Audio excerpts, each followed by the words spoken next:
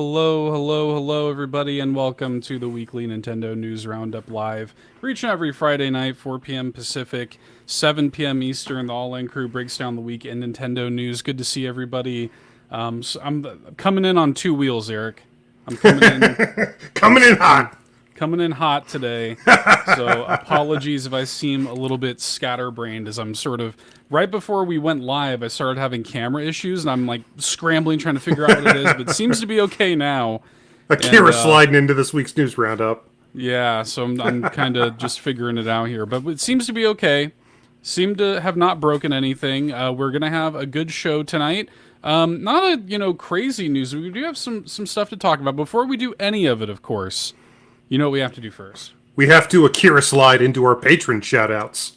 That's right. We need to shout out our wonderful supporters at patreon.com/allinpodcast, beginning with our Golden Banana Bunch. We need to thank Rob Yapel, Sean O'Baggins, Ashton, Tim A, a.k.a. Neo Prime 33, a.k.a. Nintendo Dad number 4, Matt, Shy Guy City Murray, Phelan Ward, Bill Tucker, Marcus O'Neill, Liam D, Gamer Jason, Andrew Wilkins, Foolish Fuji, Alan, Look to the Cookie, Patrice Millette, and Solo Something. Huge thanks to our Golden Banana Bunch. You can head over to patreon.com/allinpodcast to get a 7-day free trial to the Golden Banana tier, join their ranks, and get yourself a bunch of exclusive content. But moving into our Triforce tier, need to thank Josh Vaughn, the godfather of Tingle Love Tuesday, John Datfast Cummins of the Retro Logic podcast, as well as the On Topic Retro podcast, the Globetrotting Jet Setting Nintendo Hub, and Sparky of the Nintendo Hub right here on YouTube, Adam Caparello of the Retro Groove podcast, the other half of our Shy Guy Mod Squad, Shy Guy, thank you, Shy Guy, Danielina Hosa, Dan and Luma, Bowza, the Keeper of the Hugs, who's in the chat right now, so shout outs to Bowza, happy Friday, Bowza, and the legend himself. The man who legend tells actually inspired the original Akira slide scene, Uncle Randy. He is just that cool, man. Uncle Randy is just that cool. Shout outs to Uncle Randy. Shout outs to all our patrons. Thank you guys so much. Again, that's patreon.com/allinpodcast. 7-day free trial if you want to check it out. Another great way to support the show and everything we do here is some merch. If you're watching on YouTube, it's down there. You can buy it, bit.ly/allinmerch. And if you listen to us on your audio feeds, leaving a 5-star review on the podcatcher of your choice is another great way to help the show out, and very quick and easy and free. So, yeah. Appreciate you for sticking with us. Eric, let's get into some news, shall we? Sounds good. There's some interesting goings on within the holiday season world of Nintendo, so let's talk about it. Let's talk about it, my friend. I think the first thing we should probably hit is E3, yeah? Yeah, because it's more than likely going to be the last time. This is something that unfortunately has been, I guess, brewing, hit and miss. I don't know what the exact best words for it are, but E3 has essentially been on life support for years now. And we've heard promises about them trying to come back bigger and stronger next year for several years at this point. But yes, here this past week, we mercifully finally got the final, what looks to be the final word. As you can see here up on screen if you're watching the video with us. Quote, after more than 2 decades of E3, each one bigger than the last, the time has come to say goodbye. Thanks for the memories, end quote. This, of course, coming from the ESA themselves. Yep. And they end with a GGWP, which was a little bit weird. Nobody talks like that anymore, E3, which to me, that was like, and I don't mean to be crass about this, because it is sad. We're all nostalgic for E3, but, that to me was just sort of indicative of like, wow, like using like a weird out of touch, phrase is kind of appropriate for E3 to leave as their final statement. Look, man, like this writing's been on the wall for this for a long time. This isn't like a huge surprise. They've been trying it for like a while. They've been trying to hang on for dear life for a while. And as sad as it is, it's like, this is kind of the way it was always going to go. Like, we knew this was going to happen eventually. Yeah. Right? Yeah. I mean, you and I have already basically done a post-mortem on E3. We, not to, rub salt in the wound. But yeah, we knew this was coming. But it is just kind of nice to see that the people in charge, the powers that be, are kind of like, you know what? It is time to move on. Enough resources, enough wasted potential has been wasted just to try to keep this thing alive when we've known for a very long time that it was dead. Yeah. And heroically, Jeff Keighley was able to stop himself from Yeah. from A Herculean effort, I'm sure, on his part. yes, truly heroic effort from Jeff Keighley, not immediately aggrandizing and advertising 2024 Summer Game Fest following that tweet. Yeah. But yeah, I mean, at the end of the day, this is the final last nail in the coffin for E3. Like ESA said, though, thanks for the memories. You and I have talked at length about how many fond memories we have of the event over the years, and it's given us some of, I mean, without hyperbole, some of the best moments in the history of the industry. And for many, many years, it was the biggest event in the industry. There are many, many things that debuted, many, many things that we found out about, many, many moments and legendary reveals from this event. So it's always going to live forever within this industry. It's just time to move on from the way that, you know, it used to work. Yeah. Yeah, I mean, the harsh reality, and again, you know, there's not a whole lot new to say about this. It's like, look, man, these people don't need E3 anymore. Nintendo hasn't needed E3 in years. The last E3 that Nintendo had like a true like presence at was 2018, 2019, and they haven't had an actual like presentation at E3 in much longer than that. So, you know, look, it's just the unfortunate reality of things, man. But RIP to E3. You know, it is sad. I have a lot of fond memories of it, but what are you going to do, man? Yeah. I'm sure E3 will be eulogized and memorialized every summer just because of E3 in large part. Summer is just kind of now the big news season of the gaming Just makes industry. sense. Yeah, so for the past couple of years, we've still been getting a lot of the big reveals, a lot of the big debut trailers, and a lot of the big brand new game and even console announcements continuing in June, specifically, you know, around the time that E3 used to be held. Yeah. So, like, that part of the legacy is still going to live on, I feel like. I feel like June is just kind of set in stone. It is basically gamer Christmas. Yeah. It's the best, you know, time to announce the stuff, you know. But it is telling, like, I mean, I had people like messaging me that are not as ingratiated into all of this as we are. I had like multiple people are like, "Oh my God, is E3 really dead?" You know, and I mean, look, like, love it or hate it, like that was the premiere, like that was the one that would get on like Fox News and whatnot. You know, like people kind of knew about E3, like people kind of, you know, heralded it. Everybody kind of knew what it was, even if you weren't a capital G gamer, right? So yeah, all the local news networks and all the big quote unquote like legitimate news outlets would all talk about how a bunch of 40-year-olds still living in their parents' basement have all converged onto the Los Angeles Convention Center to talk about, you know, the newest you know, sex-riddled, violence-riddled interactive entertainment gracing our store shelves this holiday season. Yeah, exactly. Well, RIP E3. Thanks for the memories. Appreciate you. Maybe at some point, you know, in the future, if we're going to talk about E3 at all, maybe at some point in the future, there's more to mine from looking back at, you know, favorite Nintendo. I think we've even done that top 5 on the main podcast. Yeah. So I mean, like, you know, we've said our piece, I feel like, but yeah, I'll play some Fallout Boy for you later, E3. There you go. Thanks for the memories. Thanks for the memories, exactly. With all the vowels removed from the title for reasons. Hey, it was cool. I don't know, it was just like E3, it was the cool thing to do at the time. For sure. Well, speaking of something cool, let's talk about this. Let's talk about Link's Awakening. Dude, this is awesome. I love this so much. We all saw the writing on the... Okay, I'm getting ahead of myself. Yes, there is slash was an amazing looking Link's Awakening PC port. Clearly a lot of work went into this, and it looks fantastic. It looks amazing. It was so good, and it immediately blew up. And as you can see, Link is just, oh my god, just look at that. The way he's just, really opening up the world. No longer is it, go screen to screen, and it's got, that kind of classic Game Boy screen scrolling effect. Now you can basically just run around, and the screen much more naturally scrolls. It's insane. Yeah, it's great effect.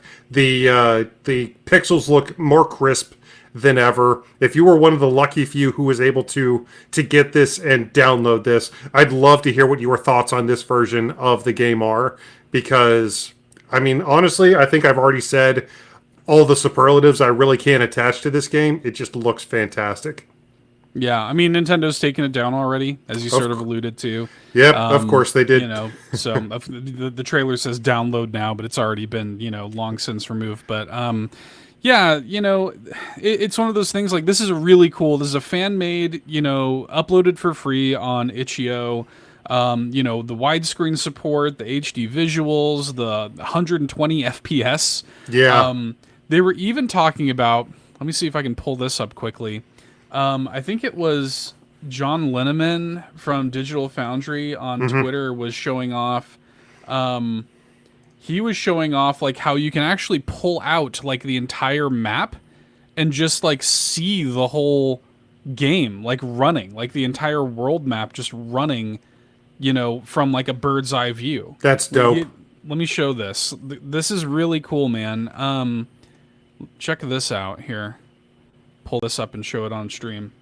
You can oh my lord! You can pull the world map out and just look at the whole, and it's like active. Like, you can see everything moving. Like, it's like a little ant farm or something. Really neat. So that's fantastic. It's one of those things where, like, we know how Nintendo is about projects like these. It's unfortunate. If they were smart, they would just say, like, buy it from these people. Like, they would just literally take it down and then pay for it and then re-release it themselves. That's what I would do if I were them. Because this is such a neat project. And frankly, I wish that Nintendo would make something this cool. It reminds me, on a smaller scale, but it reminds me of, like, the 3D classics on 3DS, where... Oh, yeah. Like, there would be actual improvements made to these classic games while still retaining the core. Like, the 3D classics version of Kirby, for example... Kirby's Adventure is, like, the best version of that game. Yeah. You know? The best version of the best NES game. Well, I know that's your opinion. I think Matt's in the same boat. I know people who think that. But, I can't. I'm Super Mario Brothers 3 boy. I'm sorry. I don't blame you. I really don't. Sorry. It's also amazing. But yeah, this is a really cool way, I think, to bring modern games, to bring classic games into, the modern era while still retaining every aspect of that original retro charm. I think this is a fantastic take on Link's Awakening.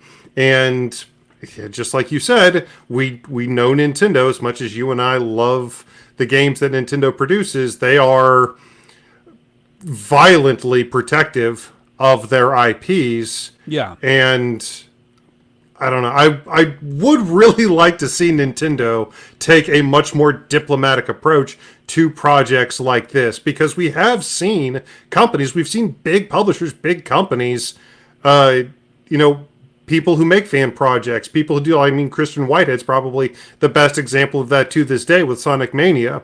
But we've seen big companies, big publishers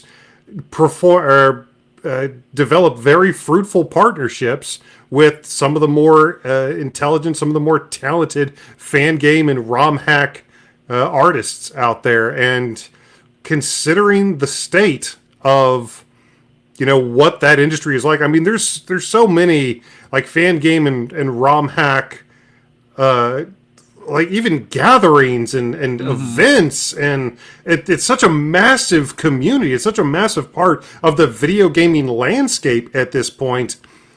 Like, people should really be, people should really be just looking at that as, it's like, how about you all just send us applications? How about that? Yeah. Just start working for us. Just start scouting those of just honestly have Nintendo talent scouts just going to exactly. Just buy it. You know who else this worked out for was Valve. I mean, like Portal 1, not a Valve game. Yeah. It became a Valve game. They saw these college kids Yep. who were working on this thing, and they bought it. And they said, hey, let's make it our own thing, and let's make it like a full game out of it. And they bought it, man. Like, that's what Nintendo should be doing. If I ran Nintendo, that's what I would have bought this from this person. And I would have just re-released it myself. And, like, you could have... Everybody watching this, listening to this, would have purchased that. Would have paid, whatever, $10, $15 for that. So... that's what I would have done. Yeah. And we've seen this so many times, like that amazing, like 2D, what was that Metroid game? The AM2R or whatever? Yeah, the AM2R. That looks so good. That looks so good. But, similarly, it got taken down. And, of course, our friend Phil Summers with hand-drawn game guides. There's so much incredible talent out there that truly loves these classic, these iconic games from Nintendo and want to express their own creativity and want to express and channel their talent through this. There's so much potential there rather than wasting money on being combative. I'm just, peace, man. Make peace. Yeah. Make love, not war. Yeah, it's unfortunate. Well, hopefully we'll see maybe something like that in the future. Even just like, man, just give me some. I do love the idea, like, of taking these old games and like bringing, like, retaining the core of what they are, but take advantage of modern hardware. Like, I love that because that, like, just that simple stuff that they've done with this Link's Awakening thing, like, it completely changes the game. Like, the entire feel of the game, the flow of, like, it totally changes all of that. Yeah, and really, really neat, man. So yeah, that was a cool story. Yeah. That's not to say that the Link's Awakening remake Nintendo put out on the Nintendo Switch isn't amazing, and you shouldn't check it out, but there are some really good lessons to be learned from this little project. Even if it wasn't a re-release of Link's Awakening, you could take this approach and apply it to quite a few classic games from Nintendo's NES from their 8-bit and 16-bit days. So, yeah. I don't know, man. Yeah, me either. Well, let's chat a little bit about good old Hideki Kamiya, who cropped up this week. He recently opened up about why he left Platinum earlier this year. For those who don't know, Hideki Kamiya was one of the directors at Platinum, one of the co-founders of the company, and has been with that company since its inception. He has been responsible for a ton of amazing games. He's a legendary game designer. Yeah, and the father of Bayonetta, basically. Yeah, I mean, like, even going back to the old Clover days, he's the one behind Okami, Okami, yeah. Like, he's a well-known figure. Left Platinum a few months ago at this point, and has been kind of, understandably quiet about kind of why. He's spoken in vague terms about it, but if there's one thing about Kamiya, is that he's got a mouth on him, right? Like, he's going to talk, right? So... he recently kind of expounded a little bit upon his departure from Platinum Games. He has a quote here, quote, "My work with Platinum Games was based on a relationship of trust with the company. I decided to leave because I felt that the direction the company was heading in was different from my beliefs as a developer. Without that element of trust, I couldn't continue working there, and so I left so that I could continue working in what I consider to be the right way. I don't think of games as products, but rather as works of art. I want to put my artistry into games and deliver games that could only be made by Hideki Kamiya, so that players can enjoy Hideki Kamiya games exactly as they are. I decided to leave the company and forge my own path to continue making games that reflect the developers who made them." End quote. A lot of third-person referential there, and I get it, though. Like, I understand what he's saying here, because when you're an artist making art and you feel like the company's moving in a different direction, then, like... I mean, yeah, like, it probably was a tough decision for him, but he was probably like, look, I gotta bounce. And it makes me curious, like, what the leadership at Platinum is like now, and what those, like, is the belief system really, like, so different? Like, he's kind of implying that they look at games as products and not art, So, I don't know, it's weird. And I'm sure a lot of people are probably asking, like, well, if he was the director, couldn't he change that? Couldn't he impact that? Couldn't he guide those morals, those values, those ideas that he was talking about? it's not remotely that simple. No. And yeah, to get into the weeds on that would be very boring and take up a lot of time. But long story short is, yes, he was, high up in the leadership of the company, but he was far and away not the only prominent member of that company, especially since, Yeah. Platinum's a publicly traded company as well, right? I think so. Yeah. So, even with his, title, I don't blame him. I really don't, because video games are an intensely creative medium, and it takes artists, and it takes people like Kami. It takes people like, those, Mitsuda and Miyamoto and these insanely creative types to be able to steer that ship. I don't know. I'm sad to see him go, because under his watch, Platinum Games has put out some amazing titles. And I am very interested to see what he will do next. Basically, I'm wondering if he just wants to create Platinum Games version 2.0. Yeah, it'll be interesting. We might not have too long to wait to hear what his next thing looks like. There's going to be, tomorrow, actually, at the time we're recording this, a public talk given between Kamiya and Shinji Mikami, who, also noteworthy, he left his own company back in February this year, Tango Gameworks. He left that company as well, which he co-founded, and Shinji Mikami, for those who don't know, is also a very prolific ex-Capcom dev responsible for Resident Evil, above all else. And so Kamiya and Mikami are kind of like talked about in similar kind of terms and circles, and so they're holding a talk discussing their careers and their future plans at the Archipel Caravan Festival in Tokyo tomorrow, December 16th, at the time we're recording this. We're coming together to make Not Dante teams up with Not Bayonetta.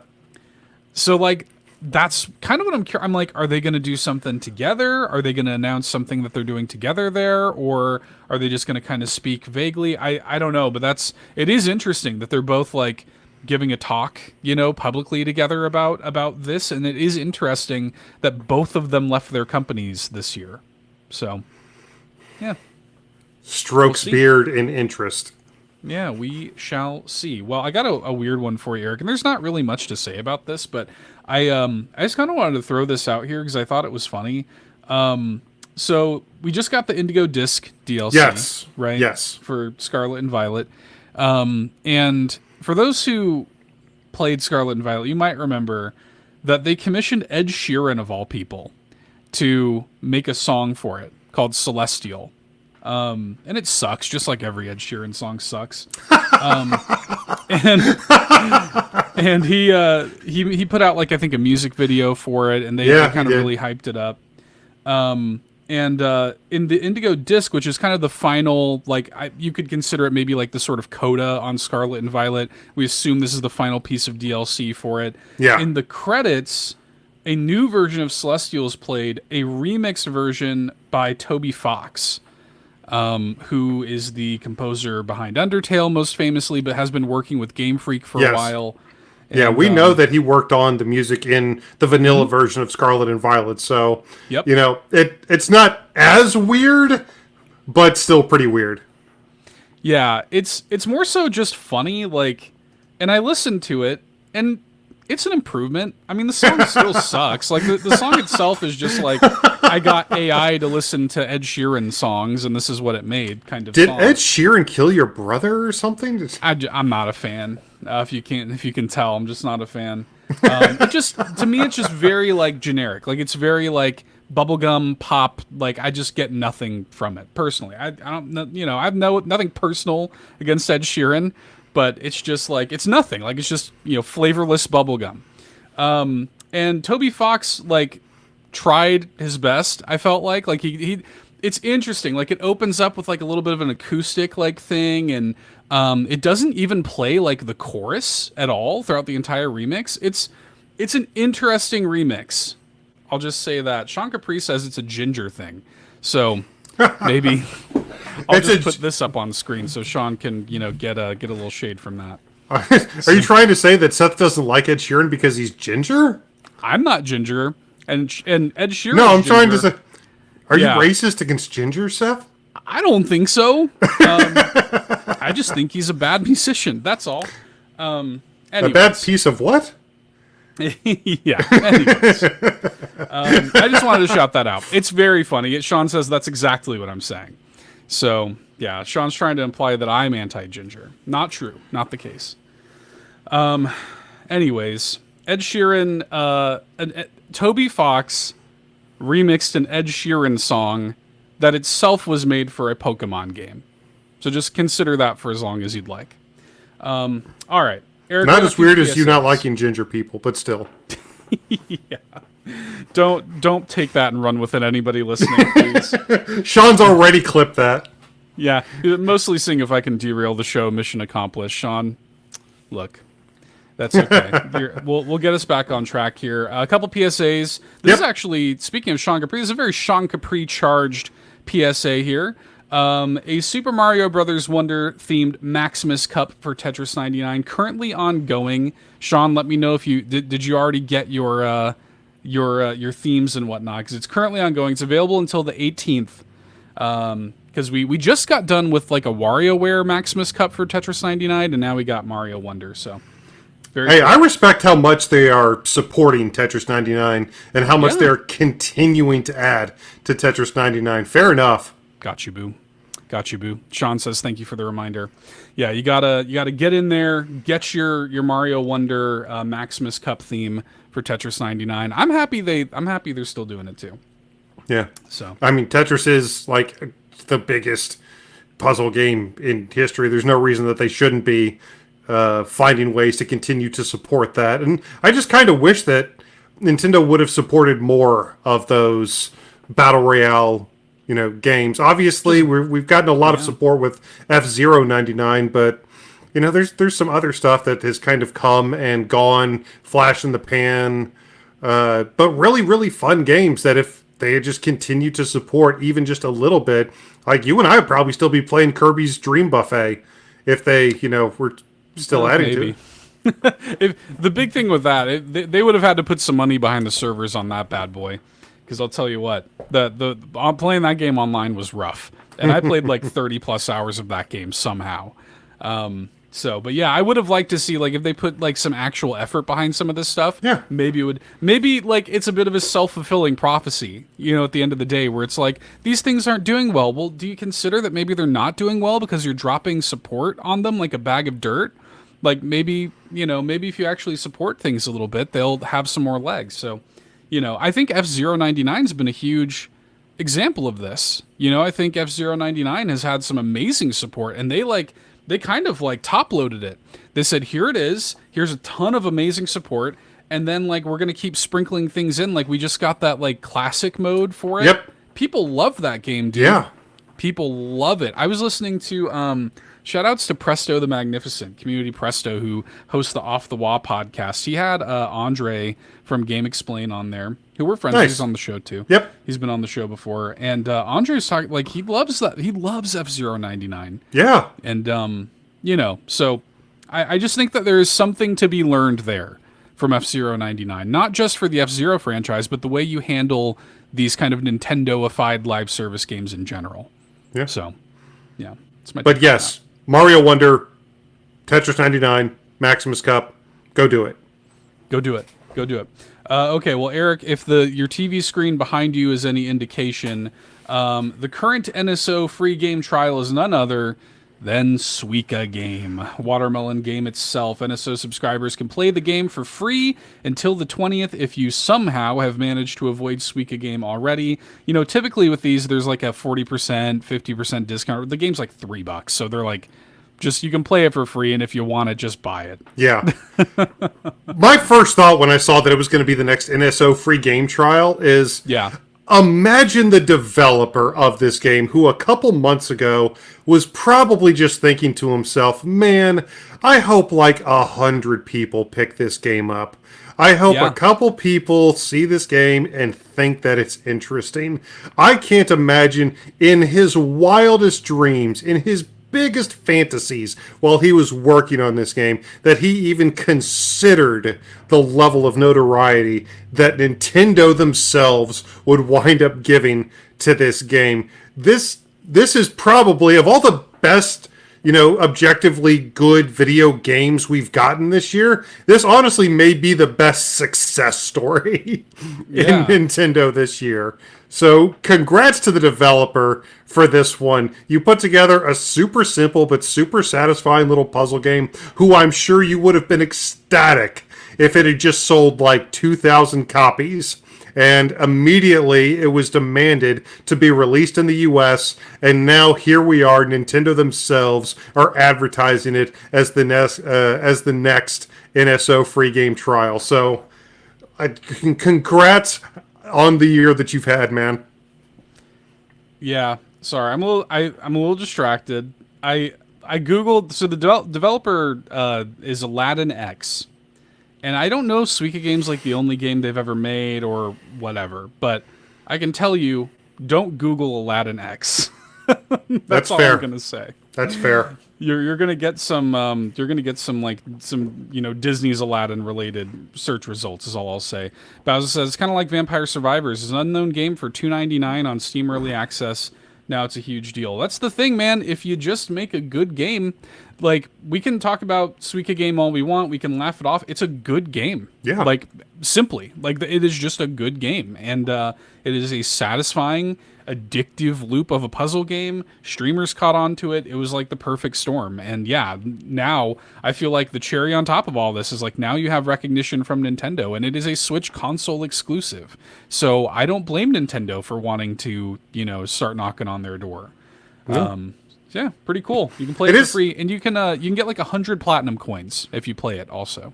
So, now, I will say, we just had a conversation about Nintendo altering their mindset in terms of, fan games and, hacking, and basically trying to take talented individuals and bring them under their wing. I do think that this is an indication of a very slowly changing mindset for Nintendo, but a mindset that is still ultimately changing for the better, because this game is very memeable. It's a very meme-heavy game. It's still a good game, but Nintendo is taking this quaint little novelty, and they did realize, how popular, did realize, how much momentum it had behind it, and they're capitalizing on it now. So, again, I think Nintendo's mindset is changing too slowly, but at least stuff like this is an indication that I feel like Nintendo's mindset is at least moving in the right direction.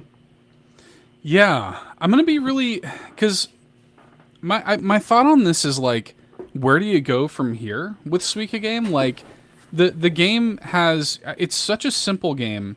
Yeah, it had like a huge moment, obviously, and like they put out like a Halloween update, which is basically just a skin. Yeah. What more do you really do with it? And I'm curious, like, because we've seen situations like this. Among Us is a really good example of like a game that during the pandemic absolutely exploded. Yep. I have its stats here. Its Steam like all-time peak was nearly 500,000 players at once, and now it's like the current peak from today was less than 6,000. I mean, like, it's still alive, but like the drop off is significant, and you have to wonder, like, Suika Game's not going to have like a way of retaining that relevancy, for too long. Like, I don't know what else you do with it other than just like adding completely different game modes to it or something. That's what I was going to say. If you tweak the formula a little bit, or maybe add in more weird oblong shapes to change up the gameplay.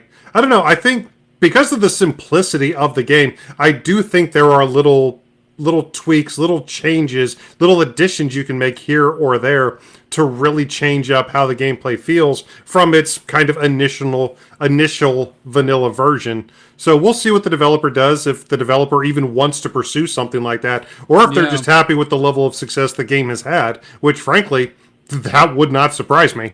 It'd be hard to argue with that, dude. Exactly. Like, at that point, it'd be like, maybe I just like cash out. Yeah. It's done. It did what it did. I could not blame them for that. This game did a million times more than I ever wanted it to. I'm good with that. Totally. Just like take the lightning in the bottle and run with it. I think that would be smart. But anyways, yeah. Current, if you're an NSO subscriber and you have not played Suika Game yet, you can get it for free. Play it. Get addicted to it. Pay the $3 or whatever to just own it, because why not? Put a little extra money in Aladdin X's pockets. They need There it. you go. And Just don't for the love Google of it. God, don't Google it. Yeah, exactly. I would like to okay. see a Christmas theme. That'd be nice. I would too. It got an update recently, and I was like excited. We were chatting when it happened. We were. I was like, oh, like there's an update for Suika Game, and I popped in there hoping that it was going to be a Christmas theme, and no, Yeah.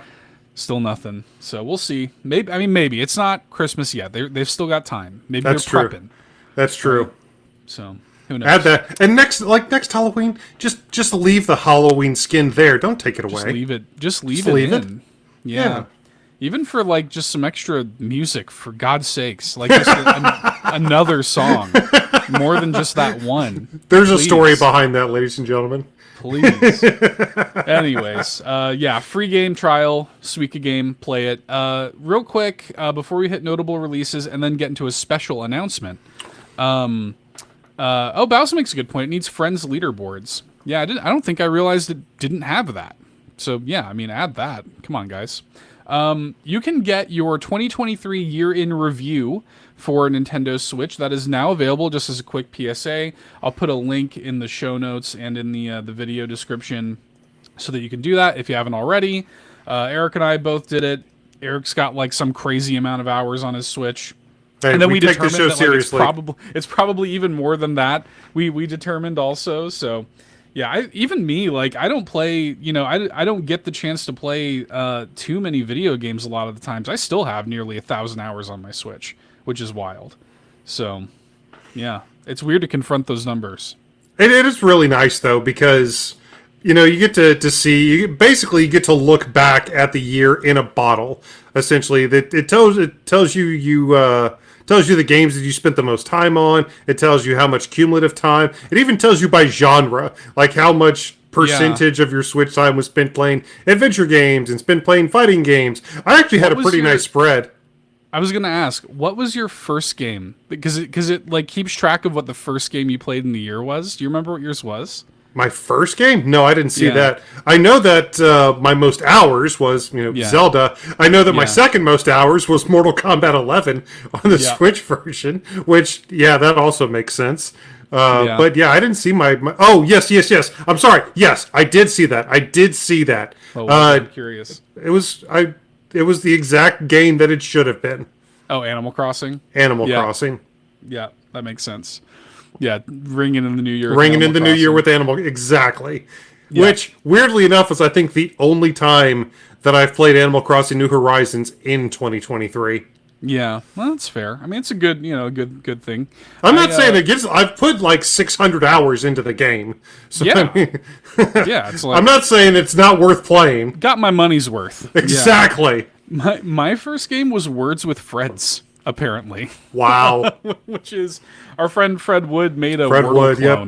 clone last year, and just I don't know why, like it's a mainstay for me. Like I play that Hey. game regularly, and it's like Do he your put thing, it man. out for I think $1, and like because he made it like as low cost as he could get away with, and it's literally a Wordle clone. Yeah. It's got really good music actually, and like it looks gorgeous on the Switch OLED. So like I find myself just busting it out for. Apparently that was my first game of 2023. Nice. So I had to tag Fred and let him know that. Shout out to Fred Wood. Check out Love 3. Nice, there it is. Yeah, Love 3 is an excellent platformer. Fred Wood makes really good games. Also recently published. His studio recently published a game called Garden Guardian that I really like as well. So. Shoutouts to Fred. Fred's doing good stuff.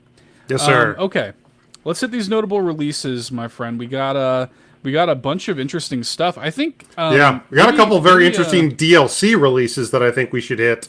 A lot of those. Yeah. Yeah.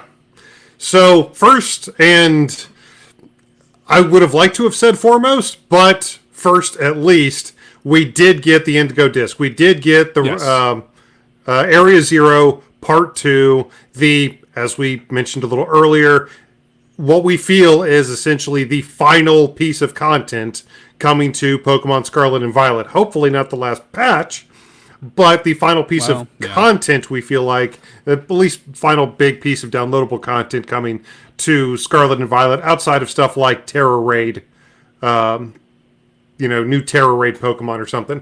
But yeah, the Area Zero was effectively the Crown Tundra, the Isle of Armor 2-pack that we got for Sword and Shield all those years ago, and now we got the Area Zero Part 1, Part 2 now. So functionally, Pokemon Scarlet and Violet is now content complete at this point. And if you're still a big Pokemon head, jump back in. There's a lot of legendary Pokemon to be gotten now. Just like they did with the Crown Tundra back in Sword and Shield days, they have added in a ton of legendaries from previous generations to entice people to come back in and round out their teams with a lot more kind of mythic legendary Pokemans.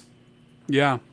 Yeah, I mean, look, I'm not interested in this until they, actually do what they said they were going to do over a year ago. Yep. I have no interest in this. But, I know that there are a lot of people who still really enjoyed this game, so I'm not trying to yuck anybody's yum at all. So you do you, and I'll just wait until maybe they patch it. But I have no expectation for that. I will say some of these other updates that we've gotten are way cooler. A lot of cool free updates. So, like, for example, that Dredge Dave the Diver collab DLC dropped today. Yes, sir. And that's free in Dave the Diver. I'm still Yes, hoping that the crossover goes the other way. Exactly. I would love to see that.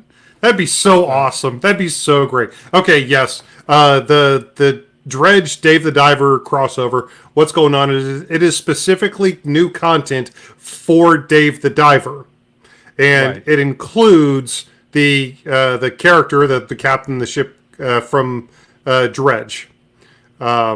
So what Seth is talking about is he hopes we get content for Dredge, which is Dave the Diver themed. As of right now, this is only announced content for Dave the Diver. That's right. Yeah, so we'll see if that ever, goes the other way. It sort of looks like it would. Yeah, like it should. It kind of looked like it was going to, but who knows?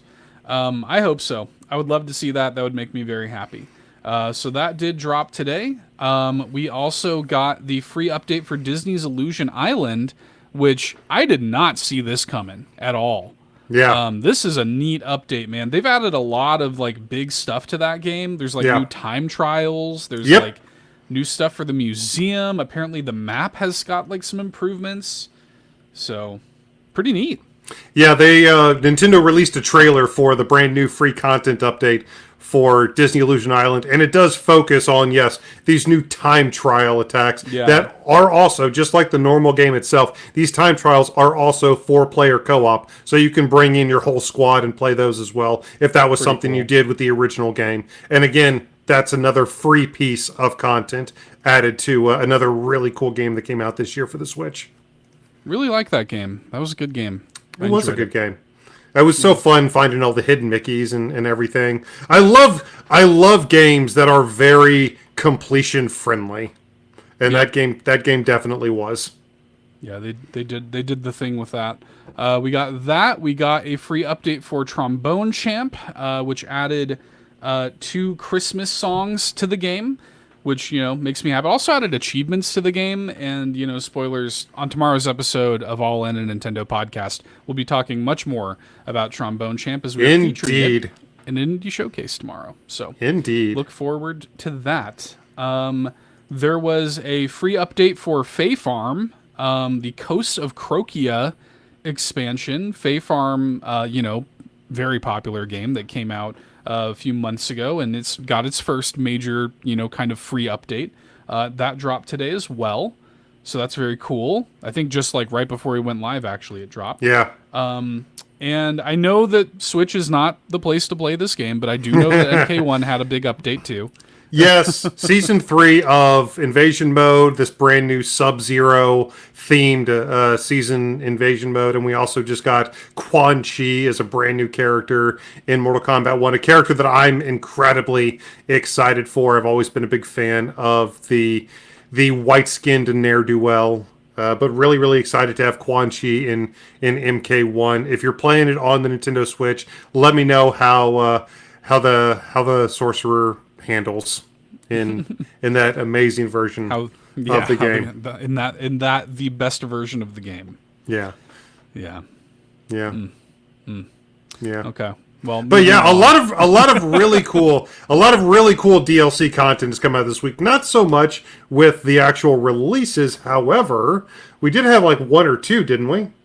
Yeah, well, this a big surprise for me. I didn't see this come in. We got a demo released for another Code Recollection, Yeah. which comes out next month. I'm looking forward to that. That's you know, Trace Memory, The Trace Memory games, yeah. like the two games, but they've really kind of like remade them. It's not even like it basically is a full remake. Yeah. Complete So full I'm remake. looking forward to this.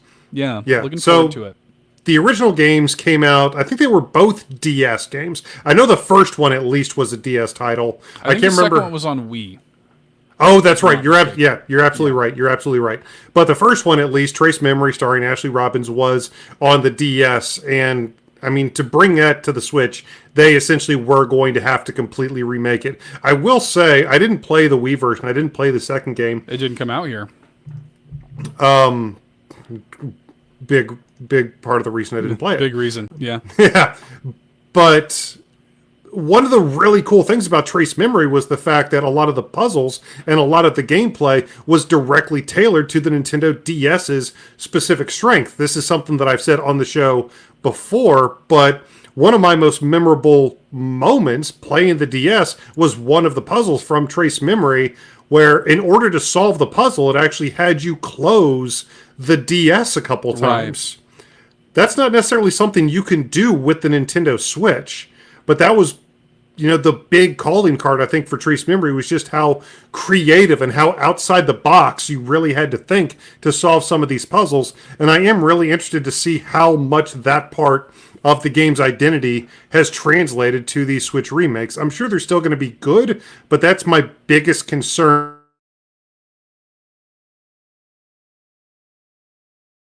Are they going to translate a lot of those solutions to hopefully make use of outside the box thinking given the Switch's unique capabilities? Yeah.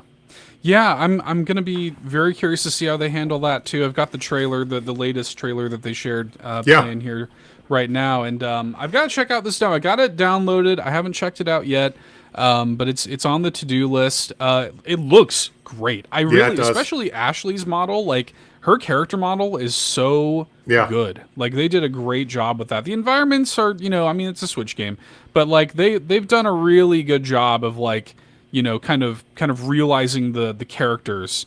And we're seeing some of like the puzzle solving and stuff, but I am going to be very curious to see how they've had to rethink, you know, a lot of this stuff for this version of the game. And yeah, I mean, like this is a full remake, man. Like this is not like a port. This is not an up-res. They have fully remade this game for Switch. Oh yeah, absolutely. So. For me, like best case scenario is they take maybe like a Zack and Wiki approach where they use the motion control on the controller to, like, maybe you actually have to push the controller in and then turn it to use keys or unlock things or stuff like that. I don't know. I'm definitely going to have to check this demo out this weekend and see just how much of an idea that we're going to get for, you know, what the solutions are going to look like in this version. But this is still a game and a release that I am very much looking forward to in 2024. But again, that demo is up now for anybody who wants to check that out.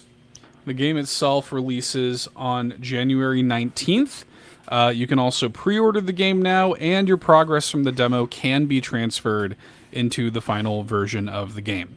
So, always worth noting. I know a lot of people, you know, really like that as well. So, and I'll just say too, like before we move on, like this is the kind of thing, like when they announced this, I would have never predicted that, you know, was going to be a thing they were going to do, and like we should just be supportive of that happening at all. It's one of those games that like I really want to play it, but I would have bought it just to like support that it's happening. Well, you know, like I want to see more of this. Like people like you and me who appreciate like cult classics like this, we are one part of this audience. Being completely honest, this game is going to need help when it comes to sales. It absolutely is. And having this demo on the Nintendo eShop was absolutely the right move. Yep, I agree. Okay, well, we have that. We've talked about DLC. We've talked about updates. We talked about demos. Let's talk about actual video game releases. Yeah.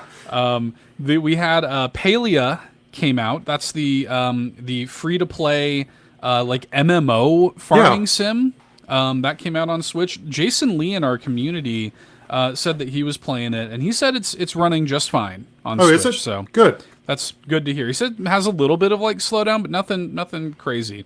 Oh, is it Palia? The Nintendo pals are here in the chat. I assume this is Andros, who predictably says Palia.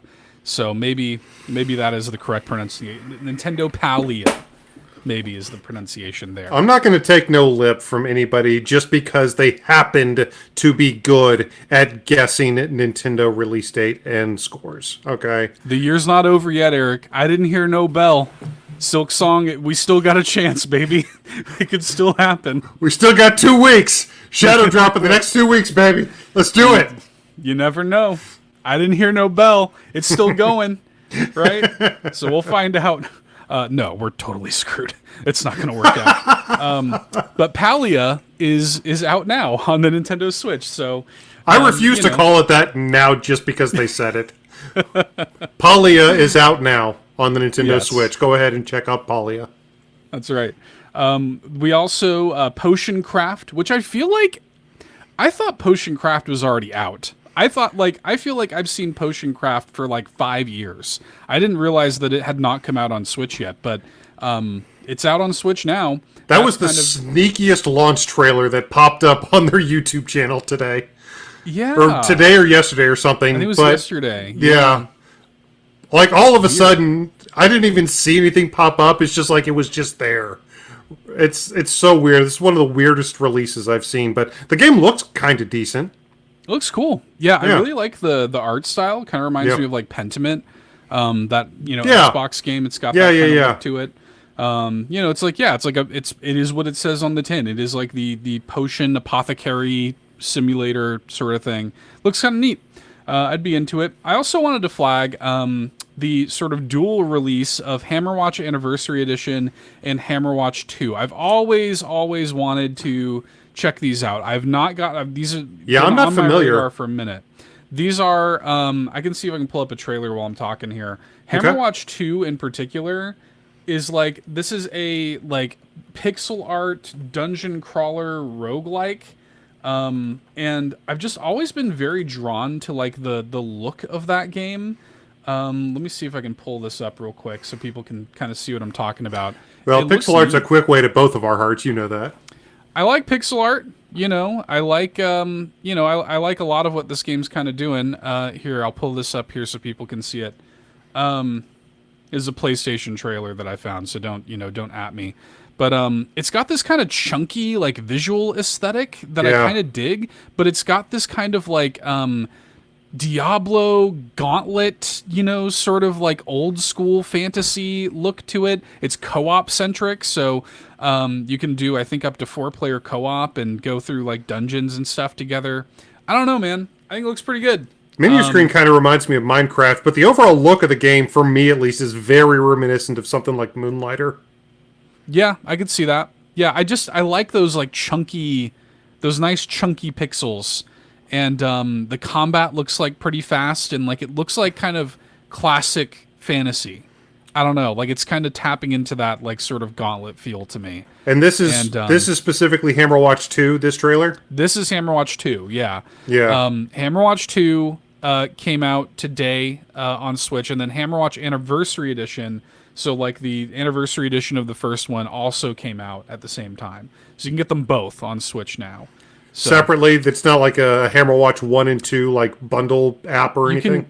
You can get a bundle. They do have a bundle, but you can buy them both separate, yeah. Okay. So, it's on my radar. I don't know. I'd like to play it. I'd like to check it out. I'll probably wishlist it and, keep an eye on it. Nice, okay. So, very cool. I think that's it. I think that's it for notable releases. Nice. A couple fun games that have come out. A lot of free DLC that came out this week, which is, it's nice to see. A lot of these games people already have, so having a little bit more to do, having a little bit of extra content going into the holiday season, a little pre-Christmas gift, I think is a nice thing to do, especially, for Trombone Champ. You got those new Christmas songs that you can play. Very fun. Very cool. Very, very fun. Yeah. And let us know if you guys are playing Trombone Champ or any of the games that came out or any of the DLC that came out this week. And let us know. Reach out to us on Facebook, on Twitter, at All In Podcast. Come join our amazing Discord community. You saw a bunch of them in the chat tonight. We'd love to have you over in the Discord. We'd love to have you join the All In Army. Come on over. Also, make sure if you're watching us here on YouTube to like, subscribe, hit the bell, and all that good stuff. Make sure that you never miss another video coming from yours truly. When I say yours truly, I mean both myself and Seth. We're always putting Ours up truly. yeah, ours are the royal we, you know. Right. Make sure you never miss an all-in video. Like I said, we're always putting out content, but even in addition to this, you know, and if you're listening to the podcast version of this, it's youtube.com/allinpodcast. If you're watching the video version of this, you can, if you just click on the bell right there, you can see all the information that you're going to need to see. You know, no clickbait, you know, just click the bell over there and everything will take care of itself. But in addition to that, in addition to all the videos that All In puts out, in addition to the the actual podcast that we put out each and every Saturday and have been doing for 184 straight weeks now. In addition to all that, we even create exclusive content for those awesome patrons we shouted out. We do. Patreon.com/allinpodcast. There's exclusive podcasts and exclusive content that goes up there every single week. You can head over there, get a 7-day free trial to the Golden Banana tier and see what all the fuss is about. You don't have to take our word for it. Check it out. Maybe throw a few bones our way for our hard work. We appreciate it. You can also do that by picking up some merch. That again is bit.ly/allinmerch. Links, if you're watching the video version, are below as well. You can easily grab yourself a shirt or a mug or a sticker. We appreciate that. Yeah, comments, likes, and all that on YouTube are very appreciated. And again, on the podcast feed, leave us a 5-star review. Very, very appreciated as well. So thanks so much to everybody who's done that. Yeah, to everybody who's done that, to everybody who has left words, to everybody who has picked up a piece of our merch, especially to our amazing patrons, and to everybody who has even just shared our content, shared one of our videos, one of our podcasts, or one of our tweets. We would like to extend to all of you a massive namaste. Namaste. Now, don't run away yet, folks. Yes. We have something to share with y'all before we wrap up the show tonight. Yes, we promised a surprise and we shall deliver! Little surprise for y'all in store tonight. So, the Golden Aces are coming up. That is our annual, award show that we do every single year. We always take the tact of waiting for the full year to conclude before we do our award show. So the Golden Aces, I'm happy to announce, will be occurring on January 5th. That is in 3 weeks? 2-3 weeks? What are we at? That's 3 weeks out. Yeah, 3 weeks out. Same bat time, same bat channel, right here. We will be doing it live, and we are taking a different approach to the Golden Aces this year than we have in years past. And oh, really? Do tell. Wait to be nominated for Fantasy Critic Leaguer of the Year.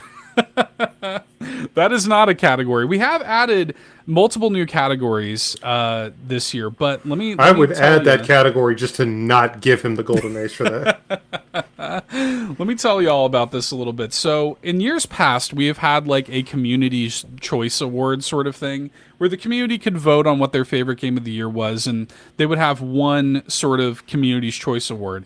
And we thought, how do we get the community even more involved with the awards this year and really kind of put the all-in communities? We have an incredible community in Discord. We have people, on Twitter. We love our community and we want to get them as involved as possible.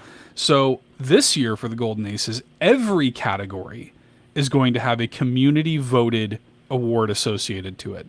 You guys will be able to decide the winners in these categories. We have carefully curated nominees in almost all of the categories. There are going to be 2 write-in categories. One of them is going to be Game of the Year. You will just literally tell us what your Game of the Year is, and we'll go from there. But otherwise, we have carefully curated categories and nominees for you all to vote for. And the voting is going to be taking place starting right now, my friend. It's going live! The link it's going live! Shadow drop! Shadow dropped! In the chat, you can go and vote for the Golden Aces 2023 right now. Now, if you're wondering what the other write-in category is, that is for Nintendo Content Creator of the Year. This is our Bobby Paul's Memorial Award. So, a content creator that you all genuinely think is a boon for this community. People who, create amazing stuff and spread a lot of positivity and help make this community a better place. We want to make sure that a special content creator gets this. So those are the two write-in awards, is Game of the Year, but also an incredibly important one for the Bobby Paul's Memorial Nintendo Content Creator of the Year award. Yeah, if I could speak on that for a second. Bobby Paul's late great Nintendo guru, for those who don't know who he was, a fantastic Nintendo content creator, who really was a trendsetter in this space, changed the lives of many, many people, and we wanted to, started with last year's Golden Aces, we wanted to memorialize him with that category, with that award. Every year for the Golden Aces moving forward, and that is the kind of, he was so passionate about this space and about the content being made in this space that felt like the right thing to do to honor his memory. So I will say Eric and I are ineligible to win this award, so yeah, don't go in there and write Eric and Seth, right? But make your voice heard. Let us know who was your favorite Nintendo content creator this year, and we will be live on January 5th to announce the winners of that and every category. And it's going to be fun. I'm looking forward to it. And if you're not watching us right here, right now on YouTube, we promise we are going to make that link incredibly easy to find for the next few weeks. Yeah, we'll be screaming it from the rooftops. So I will say too, and this is all this information is also on the forum. Voting is live until the 1st, so get your votes in now. Again, the link is in the chat right now. It's going to be in the video description. It'll be in the audio description. It's going to be on our Twitter, in a few minutes. It's going to be everything. So, so we appreciate everybody for getting involved with this, and we're very excited to do our award show and have the maximum amount of community involvement, more so than we've ever had in the past. The Golden Aces coming out this year bigger and better than ever. Yeah. So share it far, share it wide. We want as many people voting on this as humanly possible. And thank you in advance. Yeah. Andros shouts out that I did win a Pally last year, so I've got too many awards already, so I'm disqualified from winning that award this year.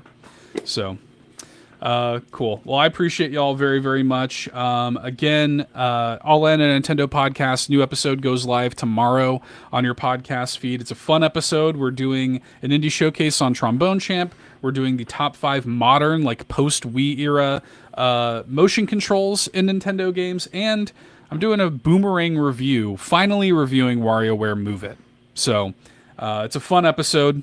Look forward to that going live on your podcast feed tomorrow. Yes! And get your votes in, and look forward to the Golden Aces, January 5th. Circle it on the calendar, Eric. Oh, it's already circled in golden ace marker. Yeah, in gold marker. Yeah. All right, everybody. Thanks so much. Big shout-outs to everybody who's here live tonight. Shout-outs to Bowza, Andros, Sean Capri was here, Fulio was here. Yeah.